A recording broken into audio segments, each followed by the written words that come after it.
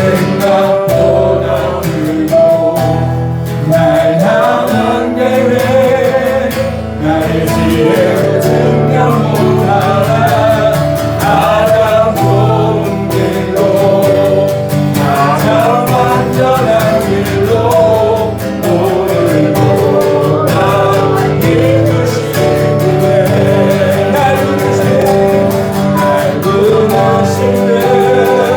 내 생각보다 크고 날 향한 계획 나의 지혜로 증명 못하나 가장 좋은 길로 가장 완전한 길로 오늘도 날 이끄시네 하나님을 부르시네 하나님을 부르시면은 후회하심이 없네 내가 이 자리에 선 것도 주를 부르시네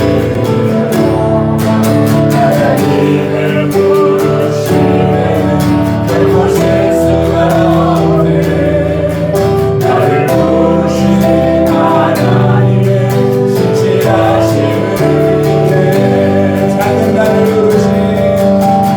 나를 부르신 뜻을 나는 알 수 없지만 오직 감사와 순종으로 주의 은혜를 알리고 그래서 내가 연약해서도 주님 날 도우시네 주의 놀라운 은혜를 나는 믿으며 살리 날 부르시네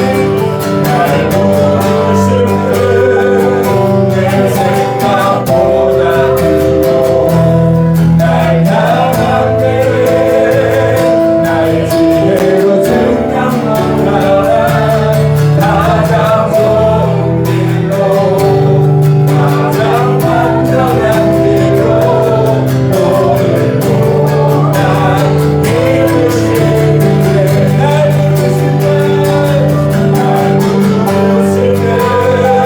내 생각보다 크고 날 향한 계획 나의 지혜로 증명 못하나 가장 좋은 길로 가장 완전한 길로 오늘도 날 우리가 이름으로 한번 더 부르봅시다 날 부르시네 내 생각보다 크고 날 향한 계획 나의 지혜로 증명 못하나 가장 좋은 길로 가장 완전한 길로 오늘도 날 이끄시네 신앙 고백하겠습니다. 전능하사 천지를 만드신 하나님 아버지를 내가 믿사오며 그 외한 우리 주 예수 그리스도를 믿사오니 이는 성령으로 잉태하사 동정녀 마리아에게 나시고 본디빌라드에게 고난을 받으사 십자가에 못 박혀 죽으시고 장사한 지 사흘 만에 죽은 자 가운데서 다시 살아나시며 하늘에 오르사 전능하신 하나님 우편에 앉아 계시다가 저리로서 산자와 죽은 자를 심판하러 오시리라. 성령을 믿사오며 거룩한 공회와 성도가 서로 교통하는 것과 죄를 사하여 주시는 것과 몸이 다시 사는 것과 영원히 사는 것을 믿사옵나이다. 서 있는 이곳에서 예배를 받으소서. 내가 맘든가 주님의 자리 하늘에 주의 이름 높이 올리며 넓은 나라가 주의 노래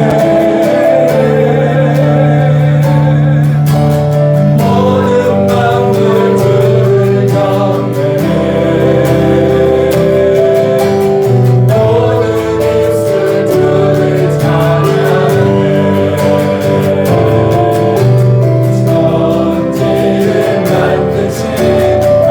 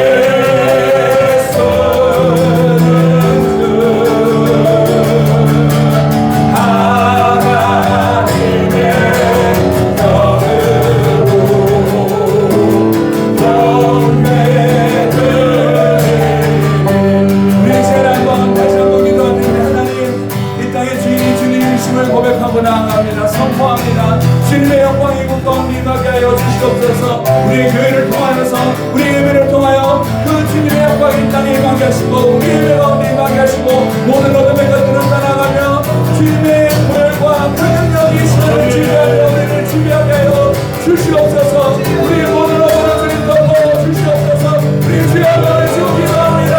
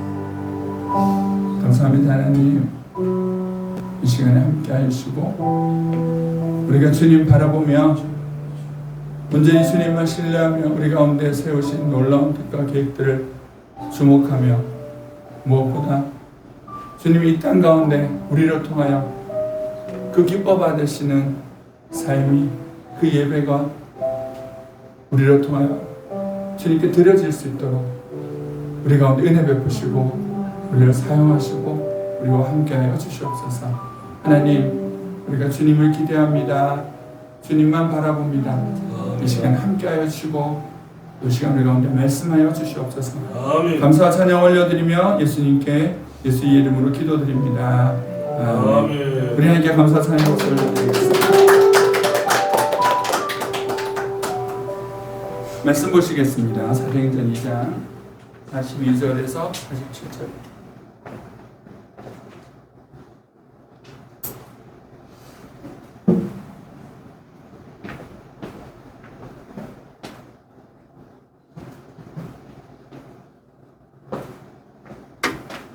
(42절에서) 47절까지 말씀을 보시겠습니다.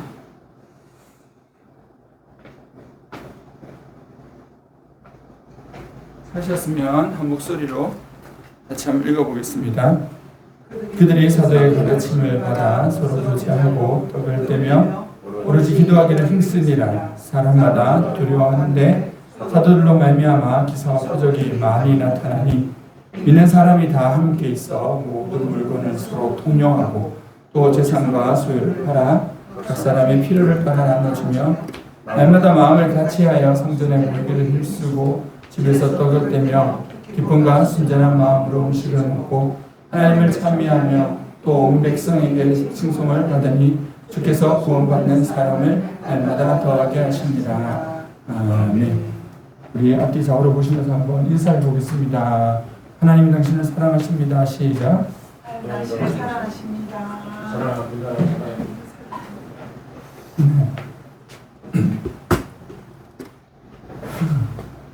잠시만요.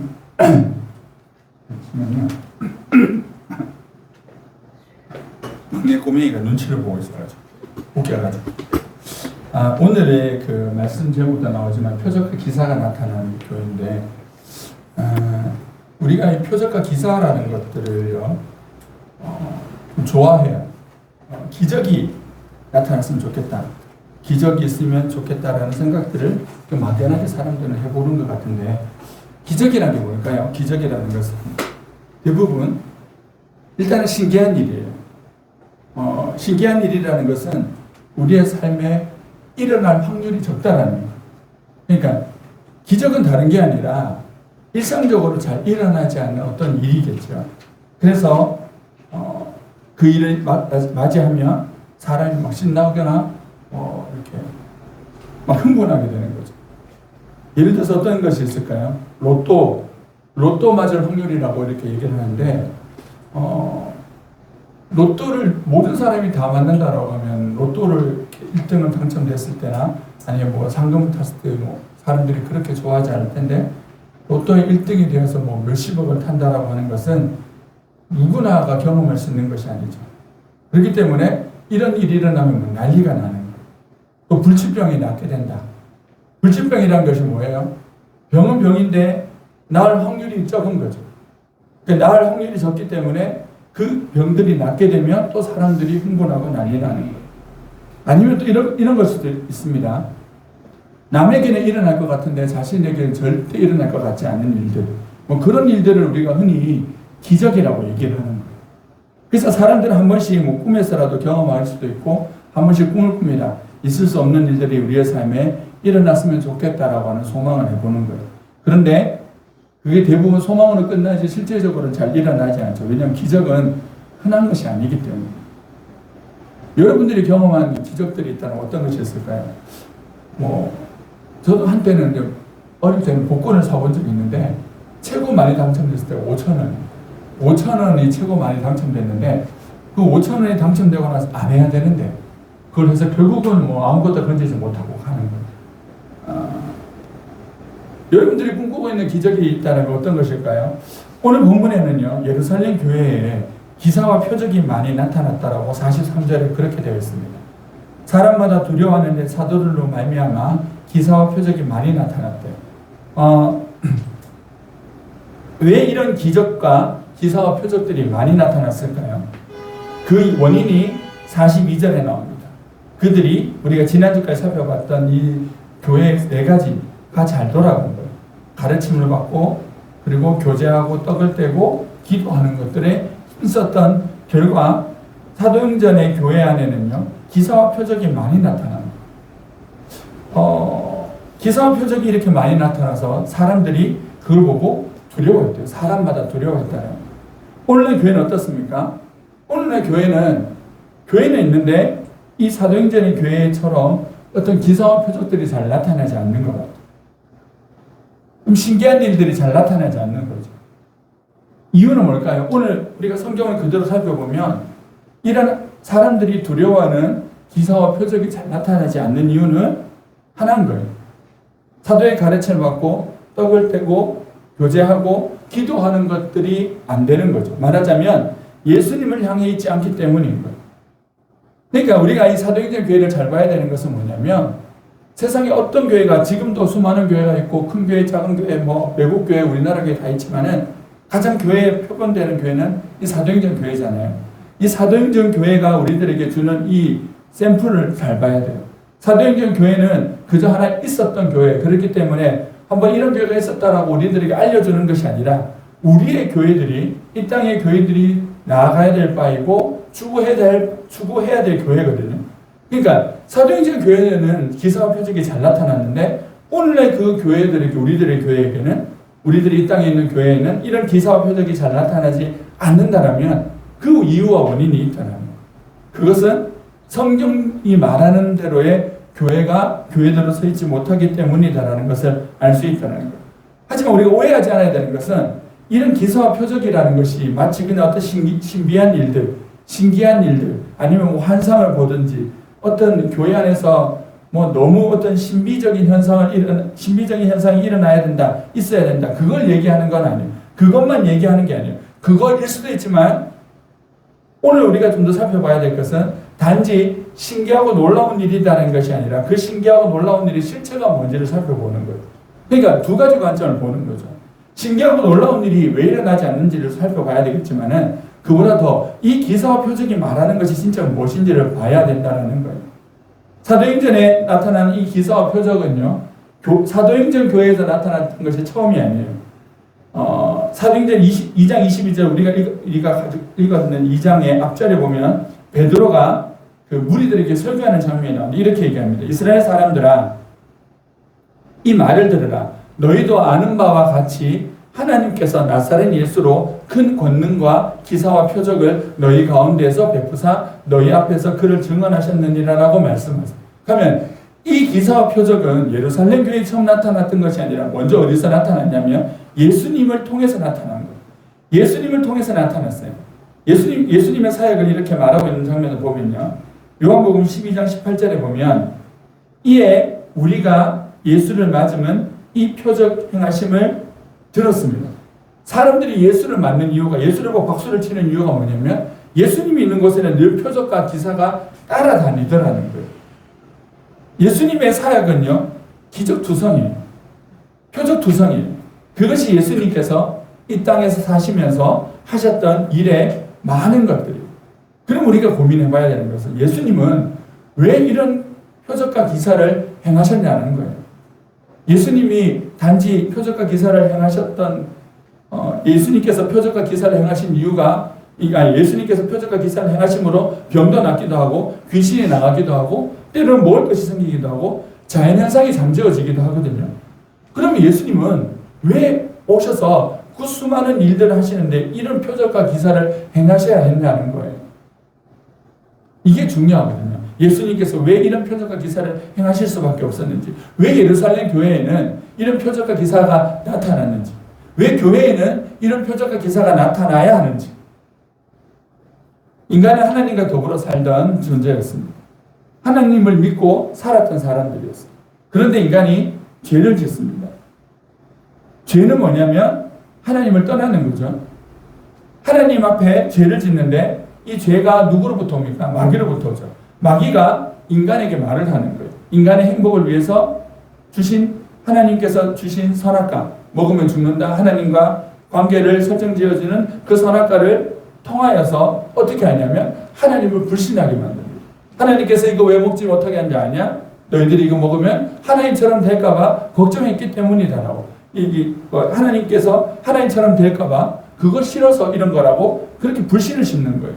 자, 마귀의 말을 들으니까 인간이 불신이 생겼어요. 그 불신이 생기자 뭘 한 거예요? 하나님 말씀을 버린 거예요. 하나님 말씀을 버리고 죄를 지었어요. 그로 인하여서 인간이 얻고 싶었던 행복이 아니라 불행이 찾아오죠. 무엇을 해도 영원한 불행 속에 살다가 결국 멸망에 이르러서 지옥 가는 비참한 존재가 된 거예요. 그것이 이 땅에 태어난 모든 인간의 운명이에요. 인간은 태어나서 결국은 행복하기 위해서 살다가 불행한 삶으로 마치는 것이 인간의 운명이라는 거예요. 그러니까 인간의 마지막은요, 다 새드 엔딩, 다 슬픔이에요. 그 장례식장 가보면 다 우는 것이 이해가 되는 거예요. 그게 처절한 거거든요.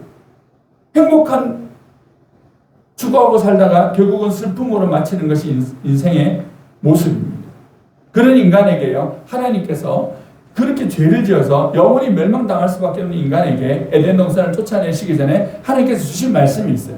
창세기 3장 21절에 보면 여호와 하나님이 아담과 그의 아내를 위하여 가죽옷을 지어 입히시니라. 옷을 입히시고 15절에 보면 내가 너로, 이거 뱀에게 하신 말씀입니다. 내가 너로 여자와 원수가 되게 하고 내 후손도 여자의 후손과 원수가 되게 하리니 여자의 후손은 내 머리를 상하게 할 것이요 너는 그의 발꿈치를 상하게 할 것이니라 하시고. 자, 이거 뱀에게 하신 예언이에요. 무슨 예언이냐면 뱀 너는 인간을 망쳤지만은 너의 머리를 밟는 여자의 후손이 나타나게 될 것이다. 우리가 이 말씀 잘 알죠. 결국은 뭐예요?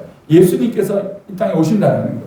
가죽옷은 예수님께서 우리의 혹수치 허물을 가려주시는 것을 예언하는 것이고, 뱀의 머리가 짓밟혔다고 하는 것은 결국 십자가에서 마귀의 권세를 깨뜨리신 예수님의 그 구원 사역을 얘기하시는 거예요. 하나님께서 에덴 동산에서 쫓겨나는 인간에게 약속하셨어요. 뭐라고 약속하셨냐면 예수를 다시 보내주시겠다라고 약속하셨어요.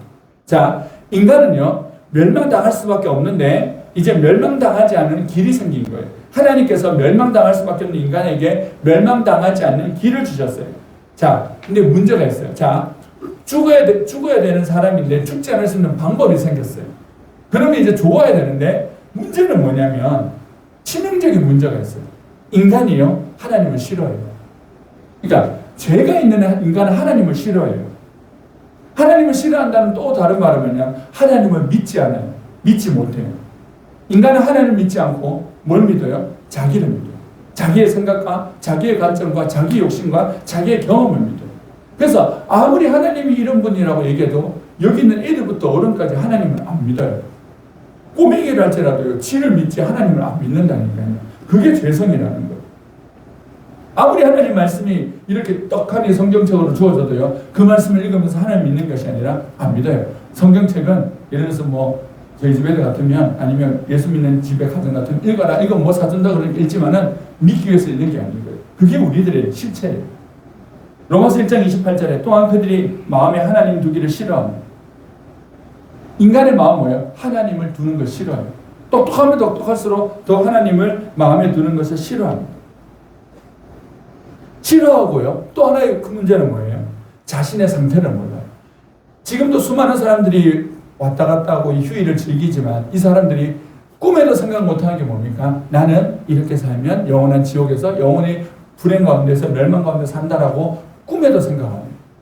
이게 문제인 거예요. 그러니까 자기의 병이 무엇인지도 모르는 것도 문제지만 그 병을 고칠 수 있는 하나님을 싫어하는 총체적인 문제를 가지고 있는 것이 우리들이에요. 그래서요, 가만히 냅두면 다 지옥 가요. 가만히 놔두면 아이부터 어른까지 모든 사람은 지옥에 갈 수밖에 없어요. 그게 우리들의 처한 운명이에요. 이런 어떤 치명적인 문제. 하나님께서 구원해 줄 방법을 제시하셨지만 그 방법을 할렐루야하고 감사합니다라고 ቁ뻑 엎드려서 절해야 될 인간이 하나님을 싫어하는 거예요. 하나님을 미워하는 거예요. 예전에 읽었던 글인데요. 그 스페인에 보면 유명한 테너 두 사람이 있습니다. 플라시도 도밍고라는 사람과 호세 카레라스라는 사람이 있는데 두 사람이 한때는 이제 지금은 이제 고인이 된 루치아노 파발로티라고 하는 이 테너 세 명이 3대 테너라 그래서 막 세계 공연 다니고 했던 한 20년 전까지 그렇게 했는데 한 사람은 죽었고 두 사람한테 살아있는데 이 문제는 뭐냐면 이 도밍고와 이 카레라스라는 사람인데 이 두 사람은 스페인 사람인데 스페인은요 카탈루나라는 지방하고 이 마드리드라는 지방하고 둘이가 사이가 안 좋아. 민족이 달라서. 민족이 다른 거라고. 둘이 사이가 안 좋고 그 카탈루나라는 지방에 사는 우리가 아는 유명한 도시가 바르셀로나거든요. 거기는 뻑하면 스페인으로부터 독립하고 싶어요. 그러니까 서로가 한 나라로 있지만 어쩔 수 없이 스페인이라는 힘에 잡혀 있지만 서로가 정말 싫어해요. 호세 카레라스는 이 바르셀로나 사람이고 이 도밍고는 마드리드 사람. 둘이는 사이가 안 좋아요. 지금은 괜찮지만. 그런데 어떤 문제가 생겼냐면 이 카레라스가 백혈병에 걸렸어요. 백혈병에 걸렸는데 이거 수술할 수 있는 돈도 없고 그 당시에 상황이 안 되는 거예요. 근데 여차여차해서 이 사람이 결국 살았어요. 수술을 받고 살았어요. 근데 어떻게 살았냐면 누구 때문에 살았냐면 결론적으로 말씀드리면 도밍고 때문에 살았어요. 도밍고가 이 카레라스를 살리기 위해서 어떻게 했냐면 자기가 재단을 하나 만들었어요. 백혈병 재단을 만들어서 그 재단을 통하여서 카레라스를 당신을 우리의 재단이 고쳐주고 싶다라고 해서 그 사람을 고쳐줬어요. 그런데 이 재단의 주인이 도밍고라는 사실을 숨기고 고쳐줬어요. 왜 그랬을까요? 싫어하니까. 내가 죽으면 죽었지 원수의 돈을 받을 수 없다. 이게 사람 심리니까. 그래서 철저하게 숨기고 도밍고가 만든 재단이라는 걸 숨기고 이게 수술받게 살게 했어요. 나중에 완치가 되고 난 다음에 카레라스가 그 사실을 알았어요. 그 재단이 없던 재단인데 이 카레라스를 살리기 위해서 도밍고가 만든 재단이라는 걸 알았고 그 도밍고 때문에 자신이 살 수 있었다는 걸 알았어요. 그리고 가서 도밍고를 찾아갔어요. 물었어요. 당신은 왜 그렇게 했냐? 그러니까 딱 두 마디인 거예요. 당신이 가지고 있는 그 노래 재능이 너무 아깝다. 지금 죽기엔 아깝다. 살려야 되는데 문제는 뭐냐면 내가 도와준다고 하면 당신은 안 받을 거 아닙니까? 그래서 어쩔 수 없이 숨기고 당신이 치료받을 수 있도록 재단을 만들었다. 그 얘기를 듣고 카레라스가 감동해서요. 도밍고 앞에 무릎을 꿇었어요. 그리고 두 사람이 절친이 됐어요. 지금도 같이 공연을 합니다. 보세요. 이게 꼭요. 하나님과 우리 사이. 하나님이 우리를 도와주고 싶은데 우리가요. 하나님을 싫어하니까 하나님 도움 따위 없이 사는. 그러니까 세상 많은 사람들 보시면 야 하나님 믿고 하나님께서 은혜 베푸신다. 하나님의 도움을 받으라 그러면 차라리 내 주먹을 믿는다. 돈을 믿는다. 권력을 믿는다. 하나님 따위 믿느냐고 예배를 드리냐고 요즘도 그렇게 성경을 읽고 기도하고 사냐고 이런 식으로 무시하잖아요. 인간이 오만 방장. 인간 따위가 하나님을 그렇게 무시하는 거예요. 그래서 어떻게 하셨다고요? 사랑이신 그 하나님이 이 땅에 오셨는데 그냥 오신 게 아니라 이 고집세고 무지하고 자기 꼬라지도 모르고 자기 운명도 모르고 하나님도 싫어하는 인간들을 살리기 위해서 예수님이 오셨어요. 오셨는데 오셔서 뭘 하시는 거예요? 십자가에 죽으셨잖아요. 십자가에 죽었으면 끝이 나면 되잖아요. 십자가에 죽었다. 예수님 십자가 죽고 다 가면 되는데 왜 표적과 기사를 행하시는 거예요? 문제는 뭐예요? 십자가 예수님께서 죽으신 뭐예요? 안 믿는데. 하나님을 싫어해서 그 얘기를 가르쳐주면 웃기시네? 라고 하는 것이 인간이라니까요. 전도를 해보면 그렇지만 죄송합니다. 전도를 해보면 알지만 병원에 가서 예전에 제가 호스피스 병동 이런 데 가봐도 예수 믿으세요. 그래야지 천국 가십니다. 전하면요. 와 고집셉니다. 곧 죽어도 예수 안 믿어요. 내가 죽으면 죽었지 예수는 안 믿어요. 그게 인간이에요. 그 인간을 구워 삶기 위해서 뭐 하는 겁니까? 똑같아요. 그 고집스러운 인간을 어떻게 복음을 전할 수 있어요? 착한 행실. 먹을 거 갖다 주고, 또 욕 듣는데 또 갖다 주고, 또 갖다 주고, 또 갖다 주고, 또 갖다 주고, 인사하면요, 마음이 풀어져서 그때 복음이 됐잖아요. 예수님께서 그 방법을 쓰시는. 고집세서 하나님이라고 신한 인간을 살리기 위해서 예수님께서 뭐 하시는 거예요? 인간이 한 짓은 다 자기 불교 용어를 썼어요. 업보잖아요. 자기가 죄를 지어서 병 걸린 거, 귀신 들린 거. 결국은 우리의 죄 때문에 우리가 귀신 들리고 병 들리고 상처받고 다 그렇게 되는 거잖아요. 그게 우리의 잘못이거든요. 근데 우리의 잘못이니까 그렇게 당하는 것이 마땅하고 싸단 말이에요. 그런데 예수님이요. 복음서를 읽어보시면 아시겠지만 그런 사람들을 만나서 어떻게 해요? 묻지도 따지지도 않고 다 받아줘요. 묻지도 따지지도 않고 다 고쳐줘요. 지가 영적으로 잘못 살았어요. 지가 잘못한 거예요. 그래서 38년 된 병자가요. 요한복음 이제 3장에 보면 4장에 보면 38년 된 병자가 나오는데 그 병자에게 예수님께서 고쳐주시면서 하신 말씀 뭔지 아세요? 다시는 죄 짓지 마라. 그럼 이 병이 왜 온 거예요? 죄 때문에 온 거예요. 지가 죄 지어서 그렇게 당하는 거예요. 그걸 교도소에 있는 사람 보고 우리가 아이고 불쌍하다 하긴 하지만 그 사람들 그냥 지가 저렇게 살았으니까 저렇게 됐다고 당연히 생각하지 않아요? 우리의 꼬라지가 그렇거든요. 근데 예수님께서 어떻게 돼요? 죄값을 다 치러서 병을 고쳐주시는 것이 아니라 그냥 고쳐주시는 거예요. 이 사람만 그랬겠어요? 복음서에 나오는 모든 것들이 다 예수님이 그렇게 하십니다. 군대 귀신 들린 사람들 아니면 작경거나 그 마음의 상처에 있는 사람들이나 오늘 좀 전에 말씀드린 38년 된 병자나 6번 결혼했던 사마리아 여자나 다 자기가 잘못한 거예요. 불쌍하긴 하지만은 모든 사람이 그렇게 사는 건 아니잖아요. 근데 예수님께서 어떻게 해요? 그 사람들 보고 야 누가 그렇게 살라고 했냐? 네가 그렇게 살았던 거 아니냐고. 원래 그렇게 얘기하지만 예수님이 그렇게 하지 않고요. 다 받아줍니다. 가장 감동스러운 어떤 기적 중에 하나는 뭐냐면 이 거라사 광인을 만나러 가시는 장면이에요. 마가복음 5장에 보면 폭풍우를 뚫고 거라사 광인을 만나러 갔어요. 그 거라사 광인이 뭐예요? 군대 귀신 들려서 미친 사람이에요. 그 미친 사람 하나 살리겠다고 바다를 건너서 가시는 거예요. 폭풍우를 뚫고 제자들을 재촉해서 가시는 거예요. 뭐 살릴 이유가 있다고. 그렇게 미쳐가지고 부모도 버리고 마을도 버리고 모든 사람이 버린 그 사람 하나 살리겠다고. 그게 인간의 실체잖아요. 그게 거라사 광인뿐만 하나 그 사람의 문제겠어요. 영원히 죽어 마땅한 우리. 그래서 하나님께 버림당한 것이 마땅한 우리를 살리기 위해서 그 험한 세상 가운데 오신 분이 예수님이시죠. 예수님은요. 이 표적과 기사를 통하여서요. 알려주고 싶은 것이 있는 거예요. 하나님을 싫어하는 인간을 향한 하나님의 마음이 어떤지를 알게 해주고 싶어요. 죄를 지었어요. 가늠하다 잡혔어요. 어떤 여자가. 죄인 없는 자가 돌로 치라 그래서 모든 사람이 사라졌죠. 예수님께서 하신 말씀이 뭐예요? 주변에 너를 돌로 치던 자가 있냐? 없는데요. 그러니까 이렇게 얘기하세요. 요한복음 8장 11절에 대답하되 주여 없나이다. 예수께서 이르시되 나도 너를 정죄하지 아니하노니 다시는 죄를 범하지 말라 하시고. 이 여자가 죽을 죄를 졌어요. 간음했잖아요. 돌로 쳐맞아야 되는 게 그 당시 법이에요. 그런데 예수님께서요. 용서해 주세요. 정죄하지 않는데요. 죄를 안 지었다는 게 아니에요. 죽어야 되는데 살려주시는 거예요. 그리고 어떻게 하는 거예요? 그 여자의 죄를 예수님께서 지고 십자가에 올라가서 대신 죄값을 치릅니다. 인간은 자신의 죄를 감당할 수 없어요. 인간은 자신의 상태가 어떤지를 몰라요. 예수님께서 나사로의 무덤 앞에서 눈물을 흘리셨어요. 불쌍한 거예요. 그렇게 죽어서 썩을 수밖에 없는 인간. 표적과 기사를 행하신 것은요.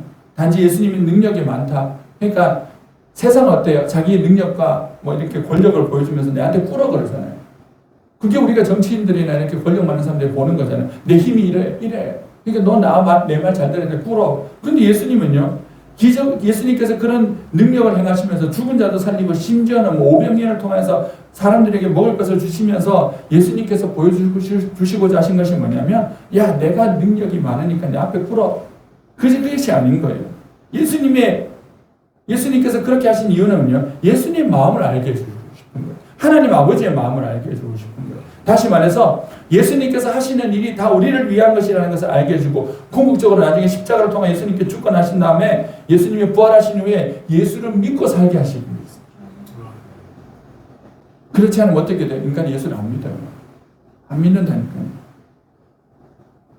예수님께서요, 복음서에 보면 기적을 행하신 후에 누누이 얘기하시는 장면 중에 하나가 나오는 거냐면, 가서 그냥 조용히 있어라. 예수님이 고쳐줬다는 얘기를 하지 말라는 장면이 많이 나와요. 왜 좀 떠벌려야 될 것 같은데 왜 그럴까요? 중요한 건 뭐예요? 예수님이 어떤 기적을 행했다는 것이 아니라 십자가를 보고 믿는 게 중요한 거예요. 단지 예수님은 기적을 행하시는 분이 아니에요. 그러면 기적이 없으면 어떻게 될까요? 예수 안 믿잖아요. 그러니까 그 당시에 사람들이 표적을 행하라, 이것도 할 수 있냐 저것도 할 수 있냐 자꾸 물어보면 예수님께서 너희는 도무지 표적을 행하지 않으면 나를 믿지 않는구나 해서 예수님께서 거부하시거든요. 그렇게 수없는 기적을 행하셔서도 안 믿는 사람은 끝까지 안 믿고 결국 어떻게 돼요? 그 기적을 행하신 사람들의 기적을 행하시고 그 기적을 경험한 사람들에서 예수님 죽으시죠. 십자가에 못 박힌다니까요. 죽여버린다니까요. 그 기적을 많이 봐놓고 그 기적을 보고 나서 예수님한테 머리 굴는 게 아니라 죽여버린다니까요. 예수님이. 그러니까 기적 자체를 통해서는요, 사람이 안 변하는 거예요.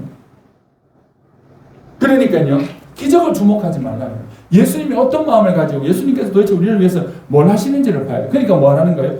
말하지 말라고 자꾸 어떤 기적을 베푸는지 자꾸 그 기적을 나누지 말라라는 거예요. 저도 예전에 기적을 본 적이 있는데요.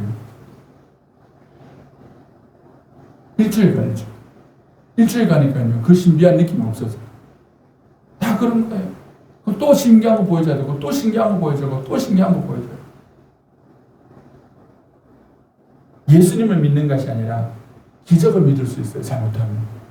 그래서 어떻게 하는 거예요? 기적을 나누지 말라 하죠. 영원히 멸망받을 수밖에 없는 죄인이 구원을 받을 수 있는 길이 예수님께 있다는 거. 모든 것들이 예수님을 통해서 해결할 수 있다는 것을 통해서 예수를 믿게 하시는 것이 표적과 기사의 목적이고, 예수님 자신에게 부르시기 위해서 예수님은 표적과 기사를 행하신 거예요. 그러니까 표적과 기사에 예수님께서 표적과 기사를 통해서 우리들에게 주시고자 하신 건 뭐예요? 단지 병이 낫고 기적을 경험해서 먹을 것을 얻게 되고 신기한 것을 보고 박수치게 되고 우와 놀라게 되는 것입니까? 가난한 자가 없어지고 부자가 되고 초라한 자가 강한 자가 되고 세상적으로 말하는 어떤 신비하고 놀라운 어떤 풍성함을 얘기하는 거예요. 그것도 있어요. 그게 1차적인 표적과 기사의 어떤 모습이겠지만 궁극적인 것은 뭡니까? 그것을 통해서 예수를 믿게 됩니다. 예수를 믿게 하시기 위해서. 왜요? 표적과 기사를 행했던 사람, 표적과 기사를 통하여서 귀신이 나갔던 사람도 죽었어요.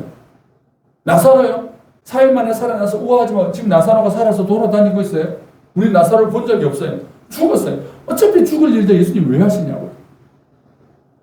좀 철학적인 허무적인 생각을 가진 사람은요, 그것조차도 쓸데없다 하는 거예요. 살아나면 마냥 또 죽을 건데, 차라리 한 번 죽을 때 그냥 죽는 게 낫지, 또 살아나서 죽음의 공포를 또 느껴야 된다고? 그럴 것 같으면 차라리 그냥 죽는 게 낫다. 그게 허무주의를 얘기하는 사람들의 이야기거든요. 어차피 나와도 죽게 되고, 병 걸리게 되고, 결국 죽게 되는 일들을 왜 하시냐고. 그러니까, 표적과 기사 자체는 중요한 게 아닌 거예요. 더 중요한 것은 뭐예요? 예수를 믿는 거예요. 하나님을 불신하고 무지하여서 자신의 운명을 모르는 인간이, 그 죄인이 하나님을 알고 그분 앞에 살게 되는 것, 살게 하시기 위해서 주님께서 쓰셨던 방법이 뭐예요? 표적과 기사. 그런 표적과 기사를 통해서 하나님은 당신의 백성들을 하나님 앞으로 부르세요. 그런 의미에서요, 우리 모두는요, 이런 표적과 기사를 경험한 사람들이라고 할 수 있습니다. 왜냐하면요, 세상에서 하나님께서 주시는 그 어떤 은혜를 다시 얘기 드리면, 표적과 기사의 목적이 뭐라고요? 예수를 믿는 거잖아요. 그러면 기적과 하나님께서 놀라운 기적을 경험케 하신 사람들은 결국 예수를 믿게 되는 거예요. 그럼 우리가 앉아서 이렇게 예배를 드리고 예수를 믿는다라고 하는 것은 결국 뭐예요? 하나님께서 우리들에게 그 표적과 기사를 베푸셨다는 게 됩니다.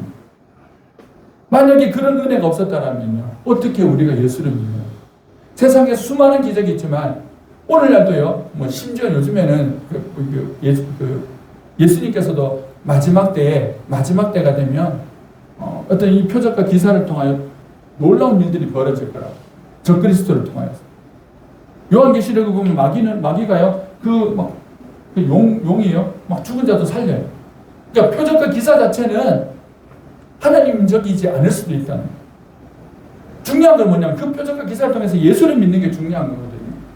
예수를 믿는 것이 중요한 거예요. 그 기적이 없으면요, 그 표적과 기사의 은혜가 없는 사람들은 예수를 못 믿는 거예요. 그러니까 우리가 목사님 나는 뭐 그렇게 신비한 일을 경험한 적이 없는데요. 아니에요. 표면적으로 신비한 일을 경험하지 않았냐는 차이가 있을 수 있겠죠. 다 불치병 걸려야 되고, 다 뭐 사업이 망해야 되고, 다 뭐 가정의 불화가 많아야 돼요. 그런 것이 아닌데라도 결국은 하나님께서 우리들에게 기적을 베푸는 사람들은 예수를 믿는 사람들이 된다는 거예요. 진짜 기적은요, 예수를 믿는 것으로 완성이 되는 거예요. 그 표적과 기사의 완성은 예수를 믿는 거예요. 그러니까 예수를 믿는 것으로 되지 않는 표적과 기사는 쓸데없는 길입니다. 그게 헛된 것이 되는 거죠. 그러니까 표적과 기사가 진짜인지 아닌지를 어떻게 아냐면 그 나중에 혹시나 너무 신비스러운 일이 일어났는데요 라고 할 때 그것이 진짜인지 가짜인지 분별하는 방법 간단합니다. 그것을 통해서 예수가 나타나는지, 예수의 성품이 나타나는지, 사도행전에서 말하는 그런 어떤 예수님의 사랑과 교제가 나타나는지를 보면 되는 거예요. 수많은 사람들이 있습니다. 그 사람들 중에서 우리가 이 자리에 앉아서 하나님께 예배 드린다고 하는 것은 하나님께서 우리들에게 은혜를 베풀어 주셨다는 거예요. 사람이요, 아까도 말씀드린 마귀도 죽은 자를 살린다. 죽은 자를 살리는 게 쉽다니까요. 마귀도 하는 짓이니까. 근데 뭐가 어려워요? 예수를 믿는 게 어려워요. 예수를 믿고 예수님을 사랑하고 살아가는 것이 어려운 거예요. 하나님께서 그 하나의 예수를 믿고 살아가는 이걸 주시기 위해서 하나님은 수많은 기적을 행하셔야 되고, 하나님의 아들이 이 땅에서 오셔서 죽으셔야 돼요. 그만큼 어려운 일이 뭐예요? 죄인이 영원히 멸망받을 수밖에 없는 죄인이 예수를 믿는 거예요. 그러니까 진짜 기적은 다른 것이 아니라 예수를 믿는 거예요. 아멘. 예수의 표적과 기사가 나타나면 어떻게 된다고요? 그냥 죽은 자가 살아나고 병든 자가 고쳐지고 귀신이 떠나가는 것이 아니라 예수를 믿게 돼요. 예수를 믿게 되고, 예수님께 관심 없는 자들이 예수께로 돌아오고, 예수를 사랑할 수 없는 자들이 예수를 사랑하게 되고 예수님처럼 살게 되는 거예요. 그러니까 예수님의 표적과 기사를 경험한, 진짜 예수님의 표적과 기사를 경험한 사람은 두 가지 현상이 반드시 나타난다. 첫 번째는 뭐냐면요, 예수님을 믿게 되고, 두 번째는요, 예수님처럼 살아가는, 그게 사도행전에 나타나는 거예요. 보십시오.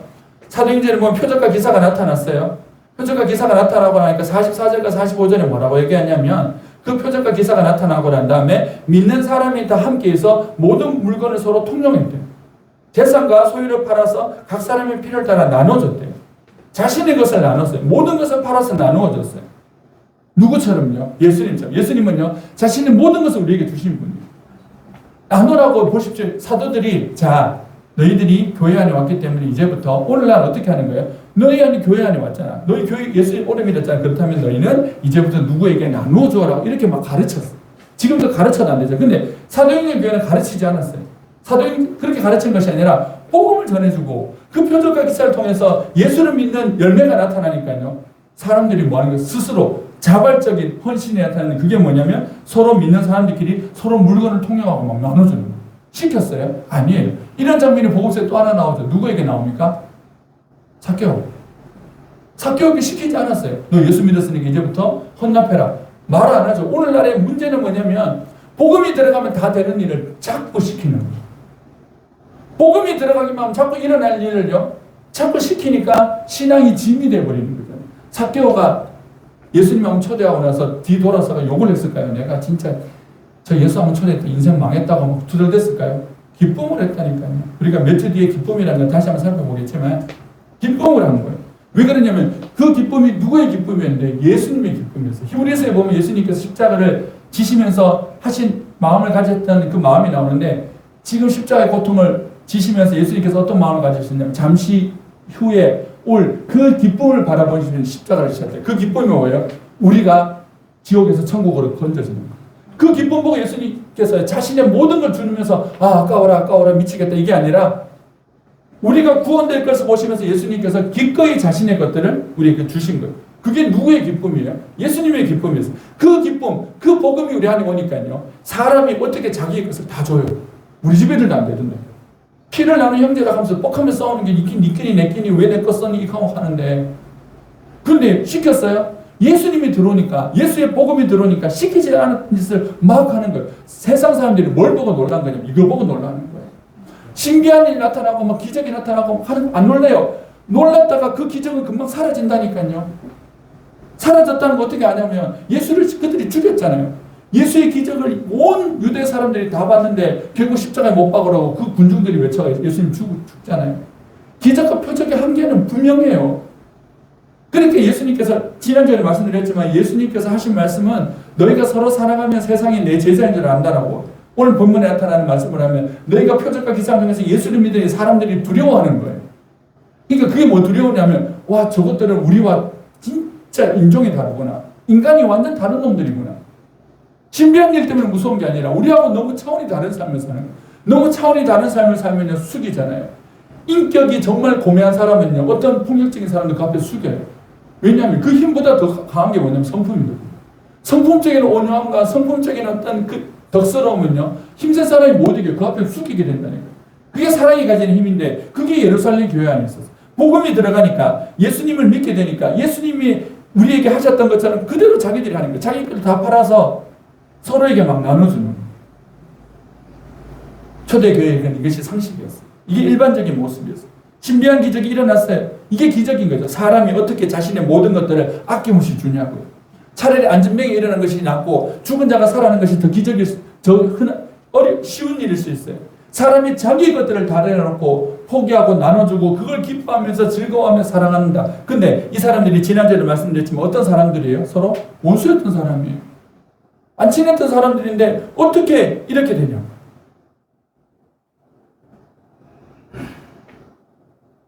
예루살렘 교회 안에 일어났던 진짜 기적은요.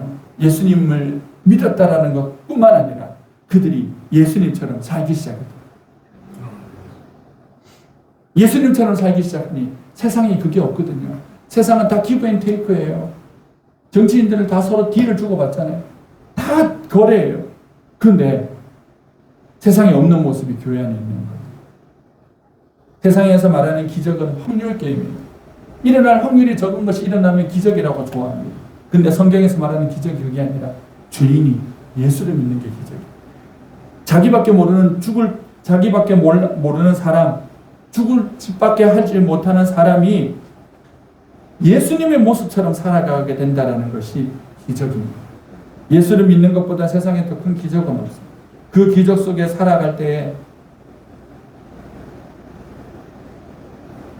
우리는요, 그 기적이 또 다른 기적을 하는데 무슨 말이냐면 예수를 믿는 기적 속에 살아가는 사람은요, 자신의 삶이 기적이 되기 시작합니다. 무슨 말이냐면 평범해요. 보십시오. 이 예루살렘 교회 사람들이 예루살렘 교회 사람들 보고 그 예루살렘 교회 밖에 있던 사람들이 두려워했는데 이 사람들이 뭐 어마어마한 일을 한 게 아니에요. 그냥 살면서 사랑하고 나누고 살았을 뿐이에요. 그 평범한 일상이요, 사람들을 두려워하는 기적이 되는 거예요. 그러니까 예수를 진짜 믿고 예수님 안에서 살아가는 사람들은요, 그 예수님의 표적과 기사를 경험해서 예수를 경험한 사람들은 자신의 삶이 기적이 되는 은혜를 경험합니다. 무슨 말이냐면 분명히 기뻐할 수 없는 상황 가운데 기뻐하고 사는 거예요. 분명히 투덜대고 살아야 되는 상황 가운데 투덜대지 않는 거예요. 분명히 사랑할 수 없는 사람들하고 있는데 그 사람은 사랑하고 사는 거예요. 행복할 수 없는 상황인데 자신은 행복하다고 얘기를 합니다. 분명히 저런 상황 같으면 막 성질 낼 건데 행복하다고 하는 거예요. 예전에도 한번 말씀드렸, 여기서 말 안 했구나. 제가 예비군 훈련 갔는데, 예비군 훈련 가서 옆에 있던 아저씨가 뭐 서로 이제 통성명은 아니고 뭐 하는 사람이냐 서로 묻길래 저는 전도사입니다. 교회에서 일하는 사람입니다. 하고 자기는 식당을 대구에서 큰 식당을 한대요. 물었어요. 그러니까 이 사람이 전도사님이냐고. 왜 전도사인데요? 그러니까 묻고 싶은 게 있대요. 뭘 묻고 싶냐니까 진짜 궁금했는데 물어볼게요. 그래서 물어보시는 게 뭐였냐면 전도사님은 한 달에 얼마 받아요? 이렇게 묻는 거예요. 그래서 제가 그때 60만 원 받았거든요. 60만 원 받는데 그 다음 하는 말이에요. 두 가지 말을 하네. 결혼 못했죠. 결혼 못했고 이렇게 살 수 있어요. 이 두 가지 질문이에요. 그래서 제가 결혼도 했고요. 차도 있고 애도 있어요. 그러니까 그 다음 질문 또 하는 거예요. 근데 그게 사라져요. 그러니까. 그래서 내가 물었어요.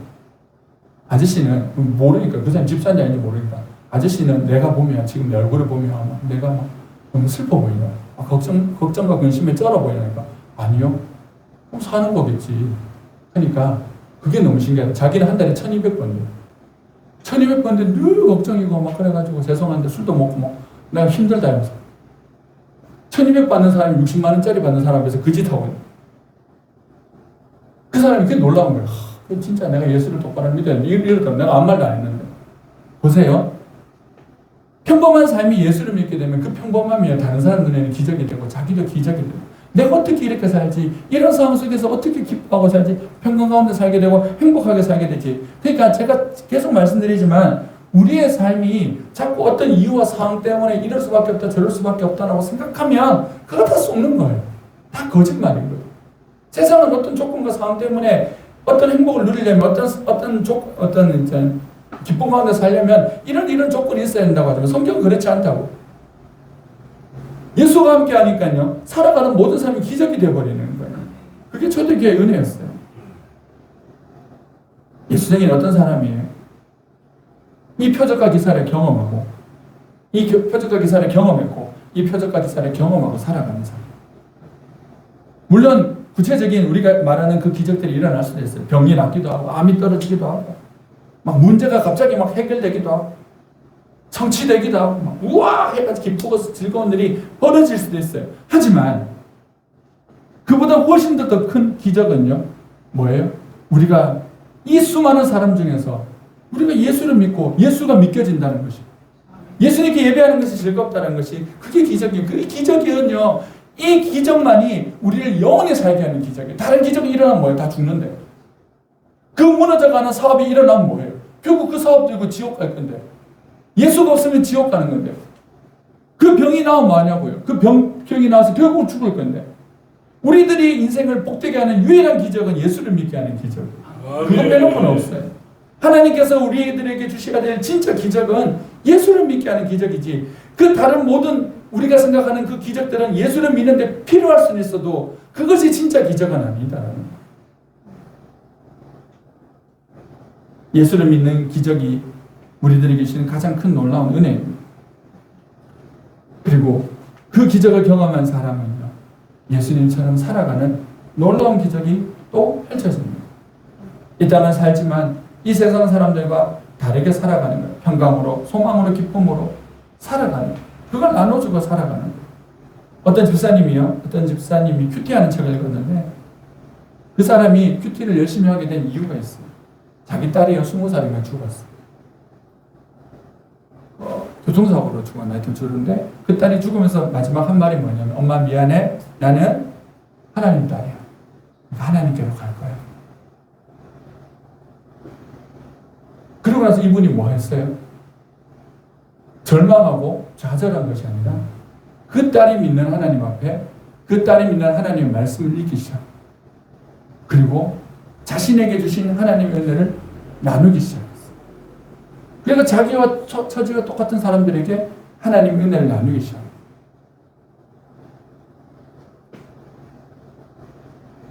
세상적으로 보면 불행한 사람인데 그 불행이 불행으로 끝나는 것이 아니라 하나님을 믿는 기적으로 나타나서 그 하나님을 믿는 기적을 통하여 또 다른 사람들에게 기적을 나눠주는 사람이 되더라는 거예요. 로또도 병고침도 성공도 인기도 명예도 주어지면 좋겠지만 그것은 주어진다 할지라도 그것은 영원하지 않아요. 유일한 영원함이 예수를 믿게 되는 기적과 표적밖에 없다는 사실을 우리는 기억해야 해요. 우리가 이 땅에 설령 세상 사람들이 말하는 기적이 없을 수는 있어요. 하지만 우리가 예수를 믿는 사람들이라면 우리는 그 세상 어떤 사람이 경험할 수 없는 경험할 수 없는 그 기적 가운데 살아가는 사람이라는 것을 생각해야 합니다.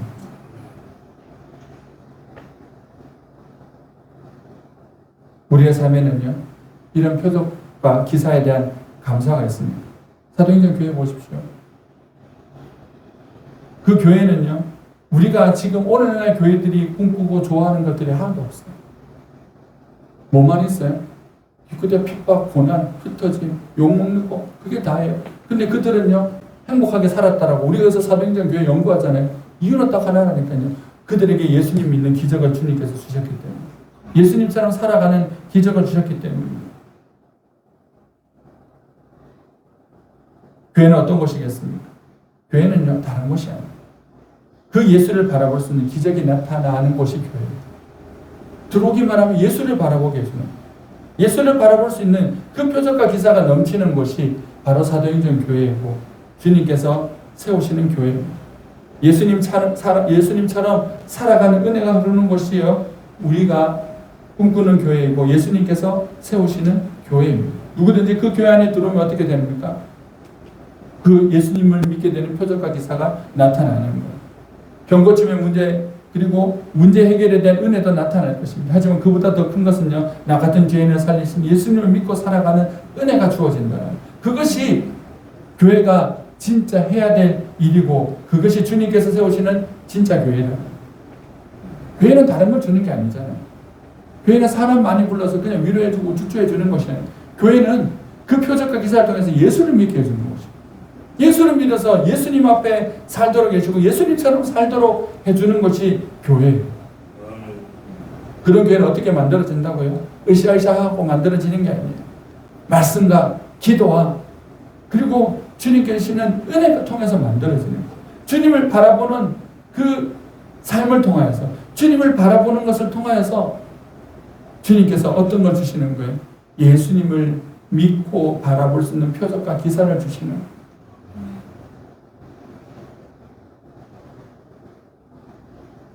이번 주에도 제가 이제 시간이 좀 남으니까 그동안 못 읽었던 책을 이전에 되게 읽고 있는데, 거기 이제 유명한 목사님인데 이제 그분 책을 읽으면서 이렇게 말씀하시더라고요. 교회의 목적은 사람을 모으는 게 있지 않다. 영혼을 구원시키는 게 있지. 사람을 몇 명 모이게 하느냐가 아니라 몇 명을 살려느냐가 중요하다. 병원에 환자가 터지면 뭐예요? 그 병원에 들어온 사람 다 죽는다고 그 병원 곧 문 닫을 거예요. 좋은 병원은요, 작은 병원이랄지라도 들어오면 환자가 살아야 되는 것이 좋은 병원 아니겠습니까? 좋은 교회는 다른 것이 아니에요. 사람이 많이 모이는 교회가 아니라 들어오기만 하면 예수를 믿는 표적과 기사가 나타나요. 오늘 설교의 주제가 좀 다르지만 이 표적과 기사가 나타나는 것은 두 가지 방법이 있어요. 이 예배를 통해서 예수를 믿게 하는 것도 있지만 그 표적과 기사를 경험했던 사람들의 삶을 통하여서 또한 그 표적과 기사를 나눠주는 그런 은혜가 나타날 수 있다는 것도 우리가 생각해야 합니다. 그러면 이 표적과 기사를 나타나는 것은 이 나타날 수 있는 어떤 방법은 다른 것이 있지 않다 해서 예수를 바라보는 거예요. 우리 교회는요, 개척교회입니다. 그러니까요, 늘 살아납니다. 부족한 것에 천국이에요. 김밥 천국이 아니라 우리는 부족하면 천국이에요. 천지빛깔이에요, 부족한 거. 근데 기성교회보다 좋은 게 딱 하나 있어요. 뭐가 있을까요? 근데 그거 엄청 은혜 받았거든요. 부모로서 이렇게 살아보셨으니까 아시겠지만 어떤 자식에게 제일 마음이 먼저 갈까요? 약한 자식, 모자란 자식. 그 우리 집 꼬맹이 저 5째 앉아있지만 왜 쟤한테 사랑이 많이 가느냐면 쟤가 제일 인간 안 같거든요. 다른 애들은 인간 같은데 저는 안 돌봐주면 거의 인생을 살겠어야죠. 쥐꼬랑지가 뭔지도 모르는데 그게 손이 많이 가요. 손이 많고 사랑이 많이 가요. 하나님이 어떤 교회가 제일 불쌍해요? 저는 단언코 개척교회라고 생각해요. 아멘. 왜요? 없잖아요. 그냥 제가 무슨 말 드리고 싶은 거냐면 아무것도 없기 때문에요. 더 주님의 은혜를 구하는 마음은 클 수밖에 없어요. 제가 이제 있다가 기존교에 있다가 이렇게 나왔잖아요. 기존교회 있을 때도 뭐 늘 저는 제 자신이 부족해서 기도도 하고 했는데 그래도요, 시스템 있고 사람 있고 알아서 뭐 사례비 나오고 다 하잖아요. 근데 지금은요, 없어요. 아무것도 없으니까 늘 하루하루 어떻게 살아야 돼요? 하늘 보고 살아요. 하늘. 그전에는 사람도 좀 있고 뭐 이렇게 있으니까 했는데 지금은 뭐 만나는 사람도 없고 뭐 맨날 여기 있는 애들 뭐 와이프하고 만나. 이 교회 일주일에 한 번 오는 거 약간 오아시스 같이 오는데 없어요. 늘 하늘만 보고 살아요. 그래서 어제 와이프하고 느꼈는데 야, 우리 교회 가진 최고의 장점은 이 절박함이고 이 간절함. 부족한 게 많아서 하나님을 의지할 수밖에 없는 이것이 우리들에게 가장 큰 은혜. 어떤 목사님이 그렇게 간증하시더라고요. 대형교회 목사님인데 자기가 가장 행복했던 순간 어떠냐 하면 내가 지금 이렇게 얘기를 하면 배부른 소리라고 할 수 있는데 오해하지 말고요. 내가 가장 행복했던 순간은 다른 군데 교회 개척에서 수명 정도 되는 사람들하고 앉아서 늘 말씀 나누고 기도하고 그 사람들하고 울며 그렇게 찬양하고 예배드릴 때 그때가 가장 행복해요. 그때만큼 하나님 은혜가 이 큰 교회 가운데 안 임하는 것 같아요. 왜 그럴까요? 간절해서. 그래서 제가 다짐하고 다짐하는 게 뭐냐면 이 지금 우리 교회가 가진 이 가난함을요 잊어버리지 않았습니다. 이 가난함을 포기하지 않았습니다. 스스로 가난하게 만드는 교회가 돼요. 스스로 가난하게 만드는 사람이. 그래야지 어떻게 돼요? 예수를 바라보죠. 예수를 바라봐야지 예수님께서 그 표적과 기사를 우리 가운데 행하시죠. 근데 너무 예수님 바라보는 것보다 딴 거 바라볼 게 많으면 예수님께서 요 줄라가니까 저것들 다 쳐놔. 그러니까 이게 신나는 일들이 재밌는 일이고 왜냐하면요 뭐 예측이 안 되잖아요. 제가 부끄러운 얘기할까요? 지난주에 이제 이렇게 뭐 오셨지만 이게 개척교회 치고 뭐 이리저리 예배 드리러 와주시는 분들 계셔서 얼마나 감사해요. 그런데다가 뭐 저희 장모님하고도 차남하고도 온다 하고 뭐 갑자기 또 누구 만나러 온다 해서 야 잘하면 우리 교회 다음 이번 주는 20명 넘게 예배 드리겠다. 와 했거든요. 웬걸 오는 사람 하나도 안 와요. 와야 될 사람 하나도 안 오는 거예요. 그러니까 또 안 되는 거예요. 이게 내 마음대로 되는 거예요. 진짜 하나님께서 뭘 주시냐면 자꾸 하나님 앞에 설 수 있는 간절함을 주셔요. 그게 제일 크거든요. 왜냐하면요. 사람은 있을 수 있고 돈은 있을 수 있어요. 근데 그 간절한 마음은요. 이거는 아무나에게 주어지는 게 아닌 것 같아요. 사람이 제일 잊어버리는 것도 하나님만 찾는 이 간절함을 제일 잊어버려요. 사람은 숨만 쉬면 하나님을 향한 간절함을 잊어버려요. 우리 태생이 뭐라고요? 하나님 마음에 드는 거 싫어한다. 예루살렘 교회에 왜 그런 핍박이 있었을까요? 간단해요. 예수님 찾게 하는. 그러니까 예수님께서 표적과 기사를 행하시면서 그 교회 가운데 역사를 하셔야 되는데 이것들이 너무 풍요해지면 어떻게 돼요? 이것들이 너무 그냥 자기들끼리 나왔으면 어떻게 돼요? 예수님께서 흩어버려요. 또 흩어서 거기서 또 하는 거예요. 그래서 제가 설레발이에요. 우리 교회가 만약 인원이 좀 보이면서 일정 이상 인원이 되면 다 찢어버려요. 그래서 계속 가난함을 추구해요. 그래야지 주님께서 목회하는 동안 교회가 존재하는 동안 여기 표적과 기사를 행하셔서 들어오는 사람마다 예수 만나게 하고 그 삶에 지쳐가지고 나가 떨어져서 어떻게 할 수 없는 사람들이 이곳에 들어오기만 하면 예수님의 마음을 가져가지고 나갈 때 아무것도 없는데 집불도 없는 주제에 나가서 예수님처럼 막 큰 소리 치고 살아가는 사람들이 야, 니 뭔데 갑자기 그 아이가 그렇게 됐냐고 예수 때문에 아이가 이렇게 할 수 있는 그 표적과 기사가 나타나야지 그게 진짜 교회잖아요. 그 은혜가 있는 교회. 다른 거 없어요.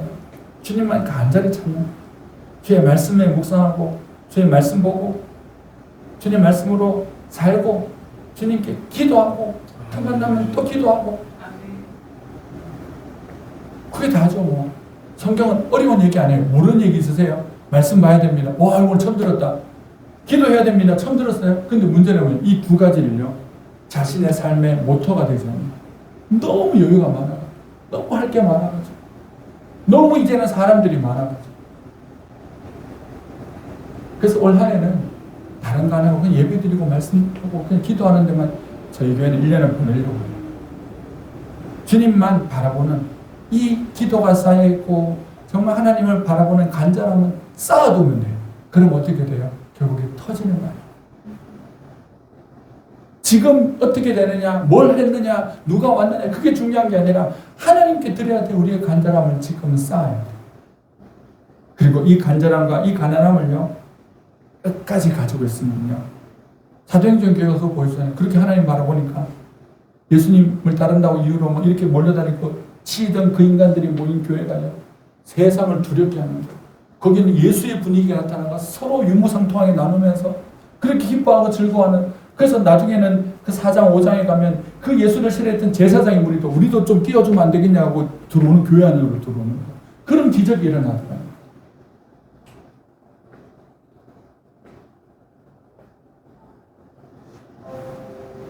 주님을 바라보면요, 주님 우리들에게 기적을 베풀어 주세요. 우리는 뭐만 하면 될까요? 예수님을 바라보기만 하면 돼요. 그리고 우리를 구원해 주신 예수님을 향해서 늘 감사하고 살아요. 하나님, 내게 인생의 여러 가지 내가 원하는 기적은 내가 이루어지지 않았을 수도 있고 그것이 없을 수도 있습니다. 하나님, 내 인생에 기적이 있습니다. 내가 예수 믿는 거예요. 저는 제가 제일 신기한 게 뭔지 알아요? 제가 목사가 됐다는 거예요. 너무너무 신기해요. 근데 이 목사가 돼서 된 것보다 더 신기한 건 이 목사로 살면서 한 번도 후회 본 적이 없다. 정말 잘 질리는 성격이거든요. 후회 본 적이 없어요. 이렇게 살아가는 것이 너무 감사해요. 이런 가정을 꾸리고 이런 환경 속에서 살아가고, 그리고 더 놀랍고 신기한 일이 뭔지 아세요? 제가 기초교회 목사가 됐다는 거예요. 꿈에도 생각해 본 적이에요. 그거는 어느 특별한 게 열정이 많고 뭐 진짜 뭐 신앙적으로 대단한 목사님들이 하는 일이라서, 나 같은 애는 그냥 가늘고 길게 그냥 이렇게 살다가 가야지 이 생각.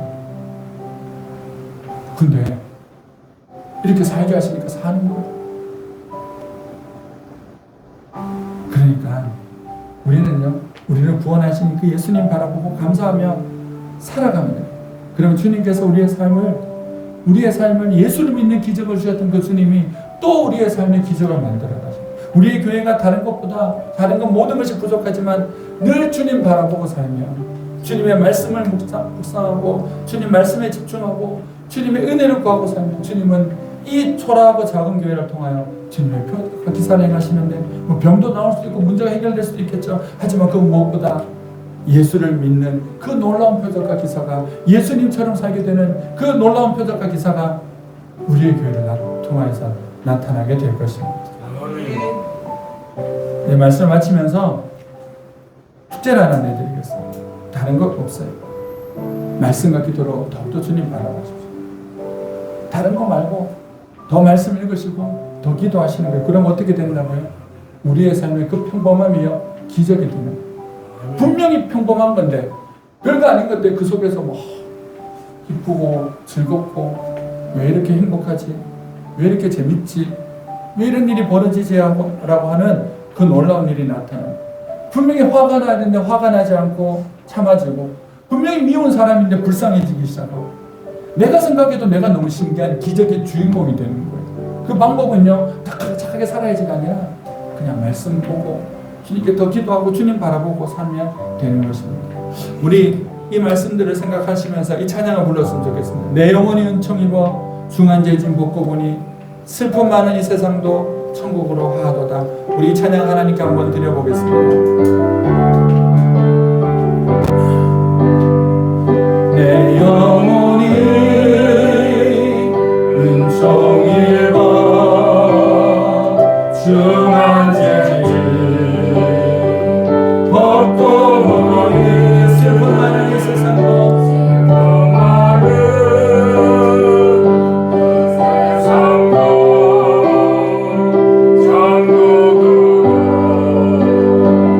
할렐루야 찬양하세요.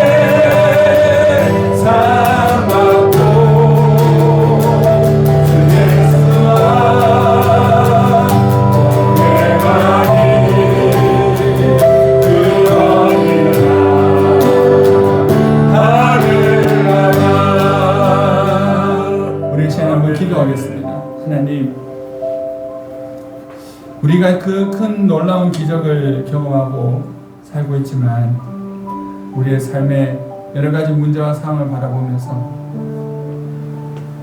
감사하지 못하고 불평하고 원망하거나 좌절했던 우리의 마음이 있었다면 우리의 믿음 없음과 우리의 나약함을 회개합시다. 세상에 그 어떤 기적보다 가장 놀라운 기적인 예수 믿는 기적을 주시고 예수 안에 사는 기적을 주셨는데 그 기적을 주신 하나님의 을 향한 사랑이 로마서 8장 이렇게 되어 있고 우리가 원수되었을 때 자기 아들을 우리에게 주심으로 확정하셨다. 자기 아들을 아낌없이 주시니까 우리에게 모든 걸 주시지 않겠냐. 그런데도 불구하고 예수 믿는 이 자체가 우리에게 주신 놀라운 기적인데 그 인간적인 육체적인 그런 기적들이 없음을 바라보며 좌절하고 낭망했던 우리의 믿음 없음을 용서해 주시고 하나님 우리를 불쌍히 해달라고 기도했으면 좋겠습니다. 또 하나는요, 가장 오늘 말씀을 통해서 우리가 다시 한번 생각해야 될 것은 감사합니다. 나 같은 죄인을 정말 예수를 믿을 수 없는 나 같은 죄인, 이 불신앙적인 삶을 살다가 멸망에 이를 수밖에 없는 나를 구원해 주신 그 주님 앞에 감사하다고, 하나님 내 인생에 이러한 기적을 주셔서 감사하다고, 이러한 기적이 나에게도 우리 가정에게도 우리의 자녀에게도 우리 교회에게도 있게 해달라고 우리가 감사하면서 기도했으면 좋겠고요. 마지막으로 주님, 다른 게 아니라 우리가 예수님만 바라보기를 원합니다. 예수님만 충만하기를 원합니다. 아멘. 하나님 우리에게 주님으로 충만하고 주님만 바라보는 우리 한 사람 한 사람의 삶과 가정과 우리의 교회가 되게 해달라고 우리 한번 주님 말씀 생각하시면서 잠시 기도하고 나가겠습니다. 기도합니다. 주님 감사합니다.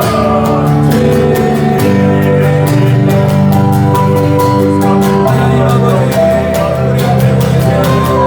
하나님 우리가 가진 삶과 여기를 위하여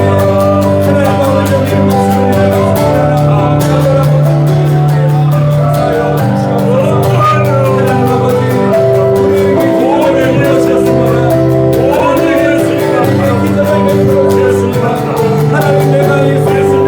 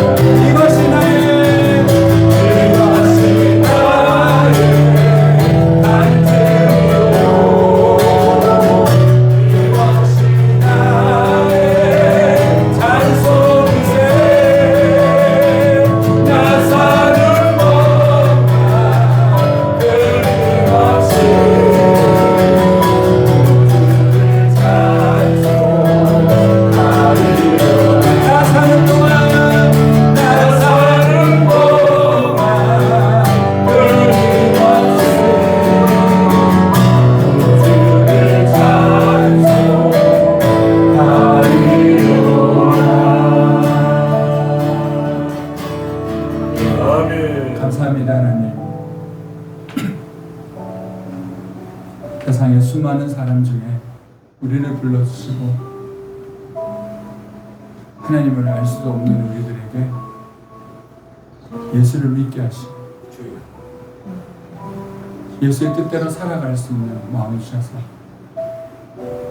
내 마음대로가 아니라 예수님의 뜻대로 살아가는 것이 복된 것인 줄 아는 그 똑똑함과 그 마음을 주셔서 우리가 이곳에 있음을 인하여 감사와 찬양 올려드립니다.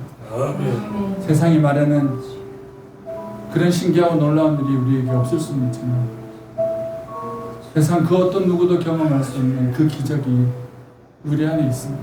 예수라는 기적. 예수라는 기적이 우리 안에 있음을 인하여 감사합니다. 때로는 우리의 삶에 부족한 것이 있고 모자란 것이 있고 우리에게는 세상에 그 신기하고 놀라운 일이 없을지 몰라도 우리는 세상의 그 어떤 누구보다도 가장 놀라운 기적을 경험하고 살아가는 사람임을 다시 한번 기억하게 하시고 우리에게 은혜 베푸시고 우리들과 함께 하시는 그 예수님께 감사하며 주님 바라보는 우리들의 삶이 되게 하여 주시옵소서. 우리들에게 아들을 아낌없이 주신 그 주님이 우리에게 무엇을 주시지 않겠습니까? 우리들에게 언제나 가장 좋은 것을 주시는 분이심을 우리가 예수 믿는다라는 이 증거를 가지고 바라보며 믿음으로 살아가는 우리들 되게 하여 주시옵소서.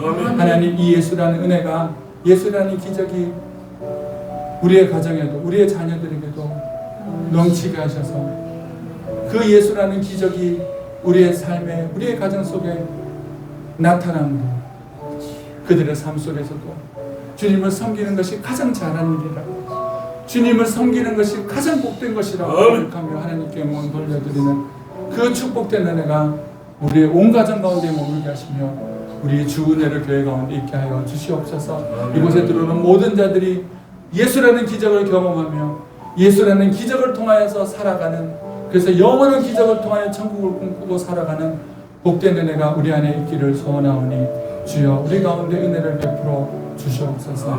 더욱더 주님 바라보기를 소원합니다.